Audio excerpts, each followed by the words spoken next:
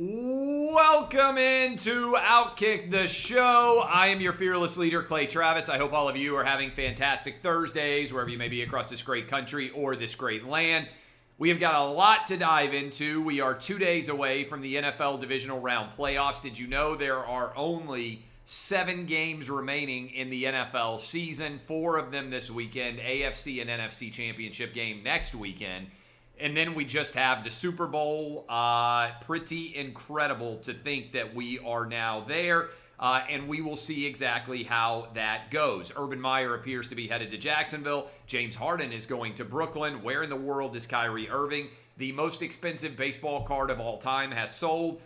Dick Vermeil has advice for Deshaun Watson as the Texans quarterback is upset. And Bills fans are seeking an extension to the state of New York's curfew to be able to watch their team play in the divisional round against the Baltimore Ravens. We will discuss all of those details and more, but right off the top, I want to tell you, bet $5 and you can win $125. All you have to do is pick the winner of one of the 4 games that are going on this weekend in the NFL's divisional round playoffs. That is bet $5. And you can win $125 at FanDuel.com/Clay. That's FanDuel.com/Clay. Go sign up right now. New users, $5, and you win $125 if you pick the right winner. All right, couple different things I want to dive into. I asked a question that I thought was a good one, and certainly the results have reflected that it was a great question. I said, if you could only watch one of the divisional round games going on this weekend, and by the way, I will give you my picks for the divisional round playoff games tomorrow morning in the final segment of the Friday edition of the radio show. But I asked you guys, I said, oh, you can only watch one NFL playoff game this weekend. Which one do you pick? Real battle royale. First of all, you immediately all said just about nobody has any interest in Rams-Packers. Only 8% of you voted that you wanted to watch Rams-Packers the most. But then the other 3 games were almost in a dead heat. The Bucks and the Saints got 33% of the vote. The Ravens and the Bills got 32%. And the Browns-Chiefs got 27%. So nearly a dead heat among those 3. Everybody saying no to the Rams-Packers. I will be, like many of you, watching all 4 of them. So it should be intriguing to go. I said this morning, my top choice was Bucks-Saints just because I'm never sure we're going to see it again. I think we'll see Josh Allen in the playoffs a lot. I think we will see Lamar Jackson in the playoffs a lot. I'm not sure that we will see Tom Brady or Drew Brees again in a matchup this big in the playoffs ever again. It's possible Drew Brees retires. That's been the report. Who knows what Tom Brady's health might look like as he is now 43, soon to be 44. He's had a tremendous year, but look at Alex Smith. Every quarterback is just a snap away from their season being forever over and potentially their career being forever over. So all those NFL divisional round playoff games should be pretty interesting and entertaining to watch. Urban Meyer has landed in Jacksonville, and it appears that he is going to be the next head coach of the Jacksonville Jaguars. That could be announced as soon as this afternoon. What do we think he'll be like as a head coach? I think it depends on his assistant coaches, because as he has aged, Urban Meyer has become less involved in terms of the day-to-day play calling and management of what goes on with his team, and more of a guy who analyzes the overall culture of his team and is involved in high-level recruiting. So, presuming that Trevor Lawrence is going to be the draft pick for the Jacksonville Jaguars and that Urban Meyer is going to be their coach, I think this catapults Jacksonville into the storyline as one of the most entertaining teams to follow in 2021, because the expectations will be very high for both Urban Meyer, who has now won 3 national championships. Can he join Jimmy Johnson, Barry Switzer, Pete Carroll as guys that won college football championships and then went on to win Super Bowls? Or will he be more like another former Florida coach, Steve Spurrier, a guy who comes into the league with a lot of expectations and doesn't ever manage to fulfill them? I think that will be super intriguing to follow going forward, the combination of Urban Meyer and Trevor Lawrence. That also presumes that Jacksonville goes and drafts Trevor Lawrence. Could they make the decision to trade away the pick? Could there be something unexpected that goes on there? Stay tuned. We got months of subterfuge coming in the NFL draft, but I like the idea of Urban Meyer just up the road from Gainesville taking over in Jacksonville as the next head coach. James Harden has been traded to Brooklyn. Pray for Steve Nash, who now has to deal with Kyrie Irving, James Harden, and Kevin Durant on this basketball team, and somehow manage to get this triumvirate of stars to play together when there's only one basketball to share. The most challenging of that trio, I think beyond a shadow of a doubt, is Kyrie Irving. And if you want to know why the NBA's overall brand is tanking, I think it's because of people like Kyrie Irving. You can criticize LeBron James for a lot, and certainly I have. But he goes out and plays his hardest in the biggest games, and he's committed to trying to win championships. Kyrie Irving, 28 years old, seems to have absolutely no knowledge of what the real world is like. He may be partying with Drake. He's showing up on random Zoom calls when the Brooklyn Nets are supposed to be playing basketball games. He doesn't seem very committed to the idea of being a basketball player. That's fine. Lots of people out there decide they don't want to make a living in their chosen profession, and they decide to move on somewhere else. Most of those people aren't making $40 million a year, however, to play a sport. And that disconnect for Kyrie Irving is going to look bad to most fans no matter what.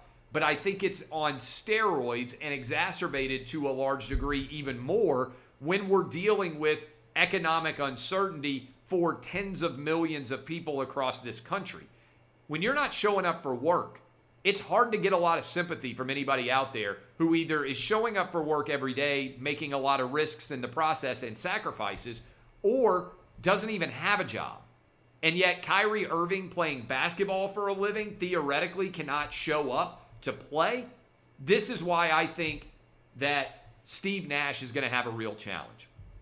Much of success in the NBA comes from being able to manage your talent. Steve Nash, we don't know if he can do it. Steve Kerr, we know that he can do it. Phil Jackson, we know that he can do it. Even Eric Spoelstra, we know that he can do it. Most NBA coaches struggle to get along with their superstars because the superstar has far more power than the coach and, frankly, than the owner as well, which is how a James Harden can suddenly decide to force himself out of Houston and demand that he be traded, show up, do a poor job, be out of shape, get traded to a better situation in Brooklyn, and be on a team now that is favored to win the Eastern Conference and advance to the NBA Finals. Now, Brooklyn gave up all of their draft picks in the future to mortgage their chance to win a championship over the next few years. We'll see whether this latest version of a superstar tandem is actually able to triumph, and we'll see whether Kyrie Irving can be persuaded to actually be willing to be a teammate. I talked about how I can't wait to watch Ravens-Bills. There's a lot of people in New York who want to watch Ravens-Bills as well. The game kicks off at 8:15 Eastern on Saturday night, and the Bills fans requested that they be allowed to have a waiver so that bars and restaurants could stay open later than 10 p.m. so Bills fans could all watch the game in bars or restaurants and help keep those bars and restaurants open.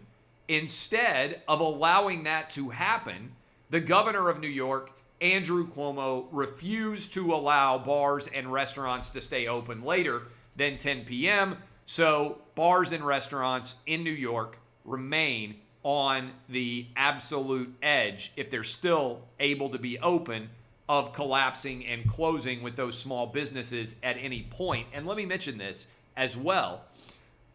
This is a ridiculous line to draw in the sand where at 11 p.m. you can't be open, but at 10 p.m. you can, at 9 p.m. you can. This doesn't make any sense. Most of the lockdowns and closure-related rules, when you actually unpack them, are completely nonsensical. I, of course, am on the side of the Bills Mafia. They should be able to stay out at bars and restaurants if they want and watch their favorite team play tonight. A couple of other thoughts. This is a great story. I believe this is the most expensive baseball card of all time. A 1952 Mickey Mantle Topps card. We wrote about it at OutKick. I would encourage you to go read it. Has sold for $5.2 million.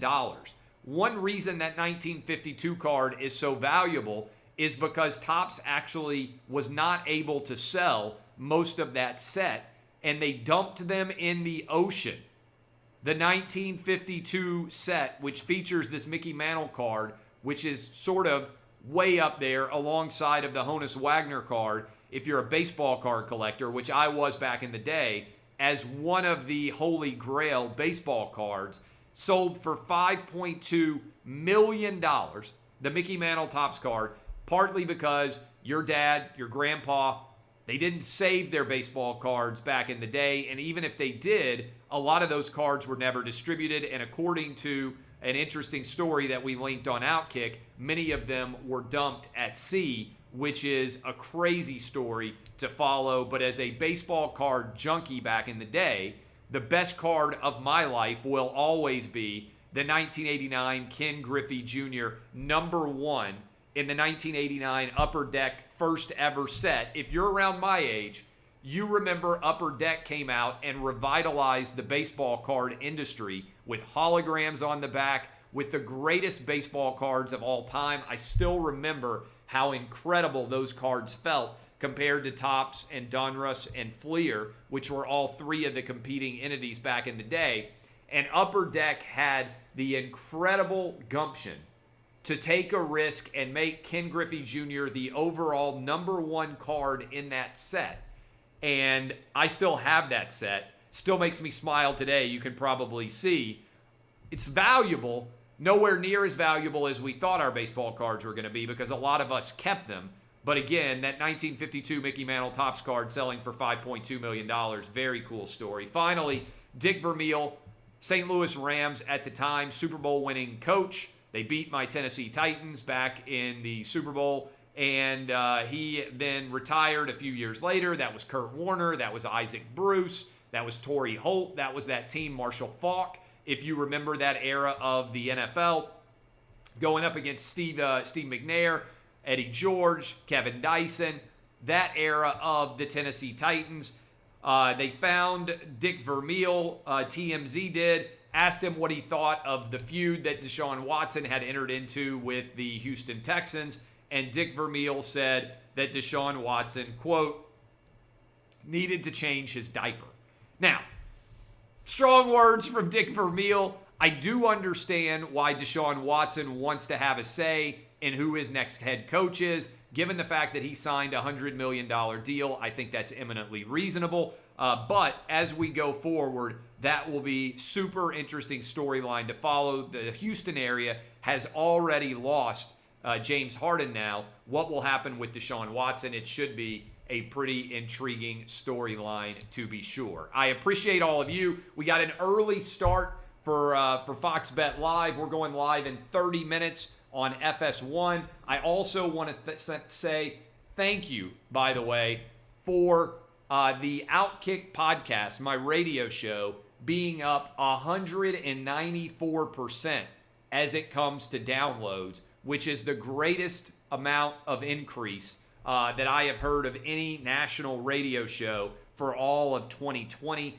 194% increase is flat out extraordinary. I thank you all for the support, and thank you for downloading the radio show podcast. We'll be live tomorrow, as we always are, 6 to 9 a.m. Eastern. I am Clay Travis. DBAP unless you need to SBAP. Get your bets in this weekend. $5 bet on any of the 4 teams that wind up winning. You will win $125. That is a 25-1 payout.